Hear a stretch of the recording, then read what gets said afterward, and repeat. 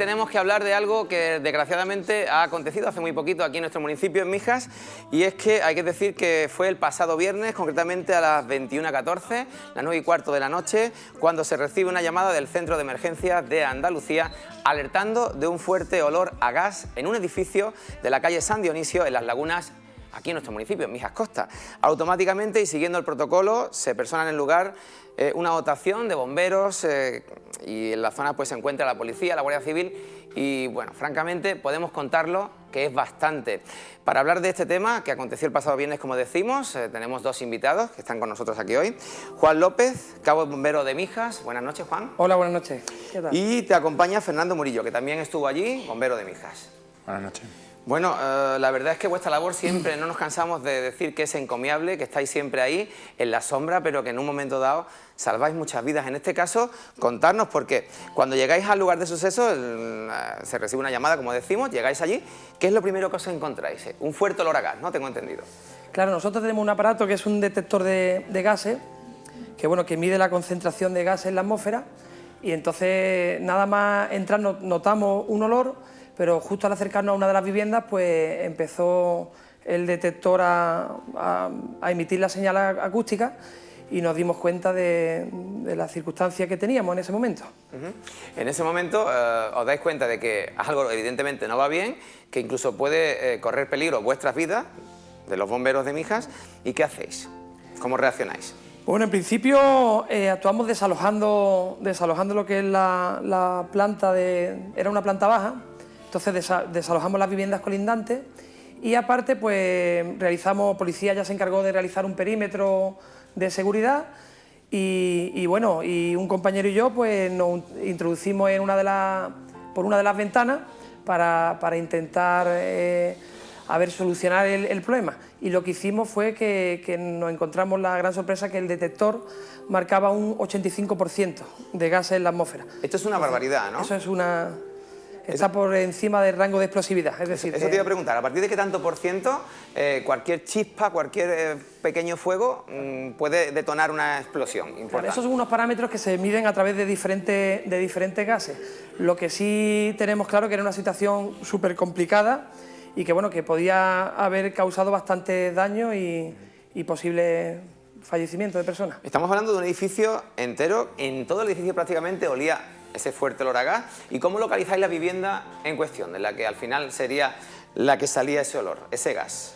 Pues lo detectamos por el tema del detector de gases, que es un aparato porque nosotros vamos con equipo de respiración autónoma, ya en el momento que nos dimos cuenta de la situación, nos equipamos correctamente y la verdad es que una de las situaciones más complicadas para nosotros los bomberos es una intervención como esta, porque no depende de nosotros mismos que eso se produzca una deflagración, una explosión, porque hay, por ejemplo, en la vivienda hay una nevera, la nevera tiene un termostato, cuando la temperatura de la nevera asciende, se activa el termostato para que descienda esa temperatura en el interior de la nevera, y eso lo que hace es producir una chispa. Entonces depende de varios gases, se puede producir una explosión, un interruptor, cualquier detalle hace que... Fernando, ¿podemos considerar que incluso este tipo de actuaciones con respecto a gas en una vivienda puede ser incluso más peligroso que un incendio? Totalmente. ¿Te puede sorprender más que un incendio? Fíjate si es peligroso, que es mucho más peligroso que una bombona ardiendo. Si nosotros no encontramos una bombona con una llama, porque ya en un incendio de vivienda tenemos una bombona y la bombona fuga butano y arde, ese gas está totalmente controlado, porque conforme está saliendo se está quemando. El problema de una fuga de butano en estas circunstancias es que se distribuye a lo largo de las habitaciones con una concentración tal que cualquier chispa incontroladamente lo puede hacer explotar. Entonces es muchísimo más peligroso. Tenemos en imagen, lo hemos visto anteriormente, dos bombonas. En este caso son imágenes reales, ¿no? Son fotografías que realizasteis allí. Sí. Porque llega el momento en el cual tenéis que entrar en esa vivienda y ¿cómo actuáis? Contadnos, ¿cuál es el panorama que os encontráis en la casa? Bueno, pues nos encontramos en un principio todas las puertas cerradas, un fuerte olor a gas. Ya nosotros habíamos desconectado por protocolo la electricidad del edificio, de la vivienda, etcétera. Y claro, nos encontramos todas las puertas cerradas, entonces fuimos abriendo puertas una a una y ventilando. Esa es una de las medidas preventivas que tenemos que hacer como bomberos. ¿Ventiláis con ese ventilador que tenéis siempre que lleváis con vosotros para los incendios también? Sí, lo que pasa es que como lleva un motor de explosión, eso lo hicimos desde fuera, entonces hay que tener mucho... los walkies que llevamos tienen que estar en principio apagados porque pueden producir unas chispas, son muchas cosillas, no puede haber teléfonos móviles, hay que tener mucho cuidado con eso.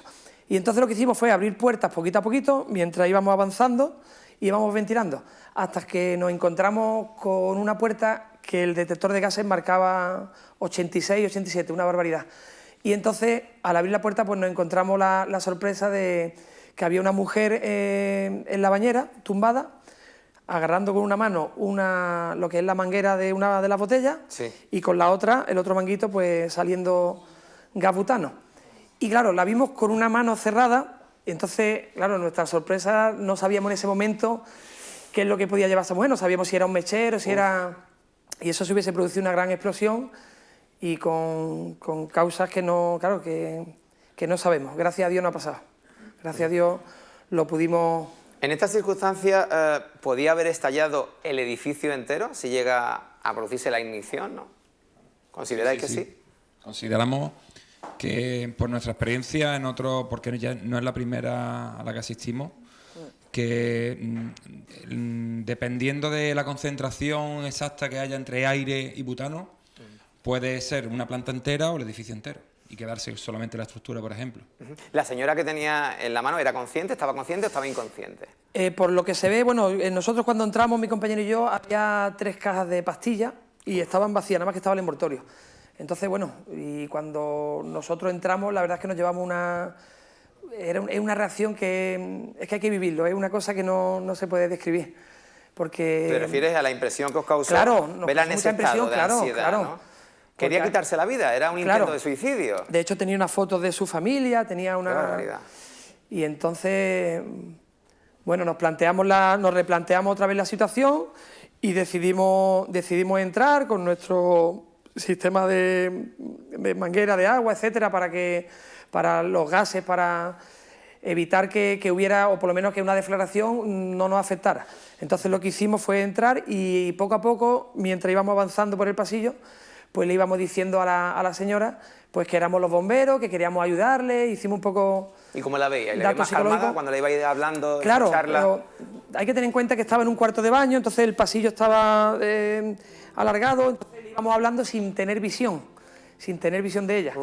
Entonces es muy complicado. Y ya cuando pudimos hablar con ella tranquilamente, nos asomamos un poco y ya le dijimos que abriera las manos. Cuando ella abrió las manos vimos que no tenía ninguna fuente de ignición, un mechero, y entonces fue cuando pudimos acercarnos a ella y ya el compañero Fernando sacó la botella y... ¿Se vino abajo en algún momento, al final de vuestra intervención? ¿Se puso a llorar o manifestó algo, dijo algo? La verdad es que tenía las pupilas dilatadas, estaba en estado de shock, no era consciente. ¿Se ha recuperado? La ingresaron en el hospital, pero... La llevaron al Costa del Sol y ya he perdido, no tengo más datos de ella. Pero vamos, fue una intervención muy complicada. Bueno, este es uno, nada más de los casos a los que se enfrentan nuestros bomberos, sobradamente preparados, bomberos de Mijas, y a los cuales les damos siempre, desde aquí, desde nuestro programa, de Noche Contigo, un homenaje. Gracias por estar aquí y fijaros qué aplauso, que es lo menos que podemos hacer. Enhorabuena. Muchas gracias.